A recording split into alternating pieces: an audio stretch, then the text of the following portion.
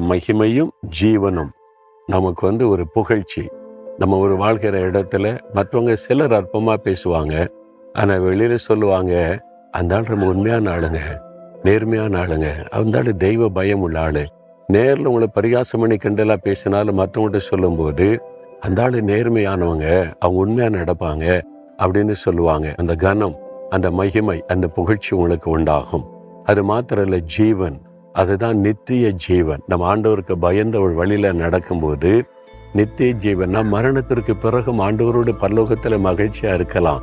அழியாத ஒரு ஜீவன். இந்த ஆசீர்வாதம் வேற யாருக்கு கிடைக்கும்? நம்ம ஆண்டவருக்கு பயந்து தாழ்மையா நடக்கிறவங்களுக்கு தான் இந்த ஆசீர்வாதம்.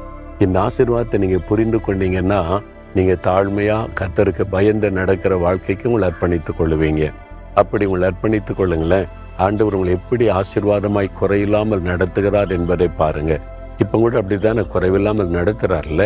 சோர்ந்து போனா தைரியப்படுத்துறாரு, கலங்கி போனா பயப்படாதேன்னு சொல்றாரு, வியாதிப்பட்டா சுகமாக்குகிறார், நான் கூட இருக்கிறேன்னு சொல்றாரு. இதை விட என்ன பெரிய பாக்கியம் வேணும்? ஆண்டவருக்கு நன்றி சொல்லலாமா? ஆண்டவரே, தாழ்மையா உமக்கு பயந்து நடக்கிற என்னுடைய வாழ்க்கையில நீர் வைத்திருக்கிற இந்த ஆசீர்வாதங்களுக்காக நான் உம்மை துதிக்கிறேன், ஸ்தோத்தரிக்கிறேன். அதை நினைத்து உமக்கு நன்றி சொல்லி வாழ்நாள் முழுவதும் நான் தாழ்மையாய் நடக்கவும் உமக்கு பயப்படுகிற பயத்தோடு வாழ என் அர்ப்பணித்துக் கொள்கிறேன். உலகம் என்ன சொன்னாலும், யார் என்னை பரிகாசம் பண்ணினாலும் பரவாயில்லை, நான் உமக்கு பயந்து உம்முடைய வழிகளில் நடப்பேன். அதற்கு அர்ப்பணிக்கிறேன். இயேசுவின் நாமத்தில் ஜெபிக்கிறேன். ஆமேன்.